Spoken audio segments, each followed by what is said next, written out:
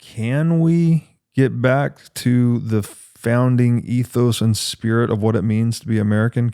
Is America savable? So I hope is the first answer to that. Yeah. I think you're seeing a modest rising of consciousness globally. Mm-hmm. I think you're seeing some wins for freedom, like a Milei in Argentina, Bukele in El Salvador. And then you're literally seeing how quickly they can turn the tide, right? Balanced budget. Yeah. 91% reduction in crime. Yeah. Like, so there's hope in that. And then obviously Bitcoin is part of that hope infrastructure, the right? biggest Without part. that, we don't have the basis with which to restart the financial system, which it is integral for. Yeah. Because I just would think as global trade is going to continue to happen, and as hopefully a respecialization regionally. Okay, so let's give Taiwan credit. They're great at chips, right? And maybe we're good at automobiles or finance. Or it's okay to have regional specializations so that everybody's skill sets are that's monetized. the division of labor. Yeah. And the market will decide. Sure. And guess what happens when that occurs? We have permanent deflation, right? Yeah. This permanent of inflation is a phenomenon only attributed to central banking, not attributed to a free market, and certainly not attributed to capitalism. They're throwing that word in to describe what we're in now, which is the farthest away from capitalism I have ever seen. Of course. This is not capitalism. It's a weird hybrid of fascism and oligarchy. Yeah. Yeah. When I hear people say it's late stage capitalism, you're a damn fool. This is late stage central banking. Yeah. Capitalism doesn't have central banks. Yeah, exactly. Right.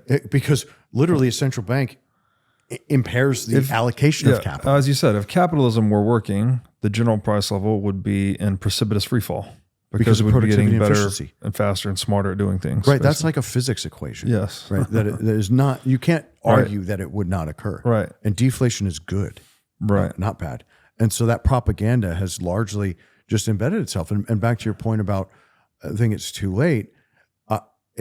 It's because the magnitude with which we are being manipulated and the permanence with which these people are trying to control us. Like carbon, bad. Wait, we're all made of carbon. Farming, bad. Meat, bad. Wait.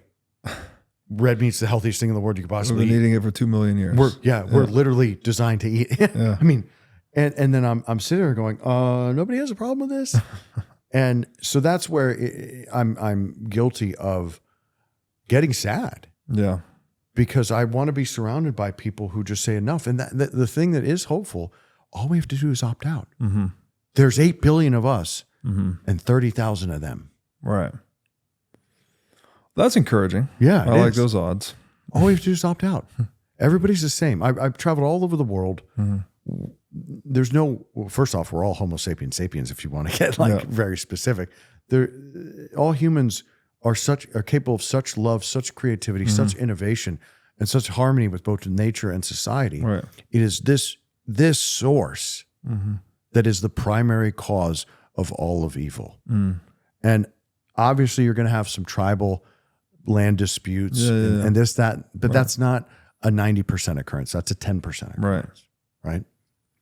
So I'd rather see us unite peacefully against this force, because literally if it was violently, we'd take care of it in like 20 minutes because there's 8 billion of us and a few thousand of them. Right. But this should largely be both a legal, spiritual, and financial revolution that is done with a higher archetype, better values, and setting a great example so that the ones that come behind know how to live. And that's why the Great Generation was great. Yeah.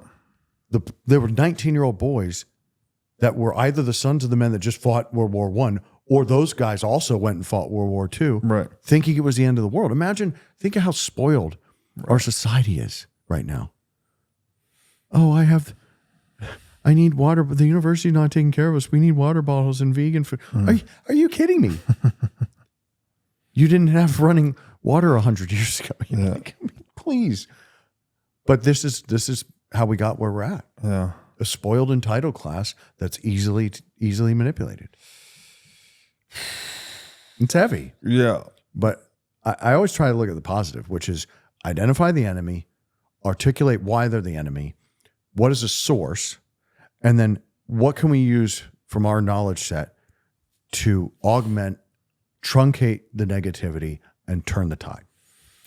And the enemy is what? The unsound money. Unsound money. And the ability to conjure it, counterfeit it. Got it. So through that stems all evil. So by holding savings in sound money, we devitalize unsound money and therefore drain the enemy of energy. Think about it from an equation standpoint.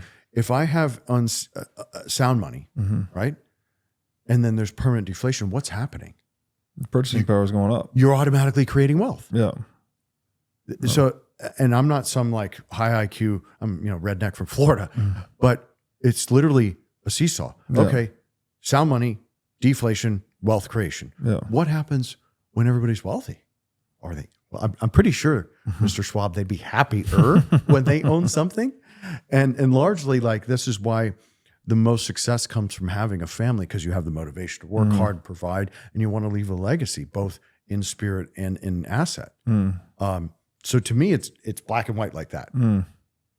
Sound money plus deflation equals auto creation of wealth.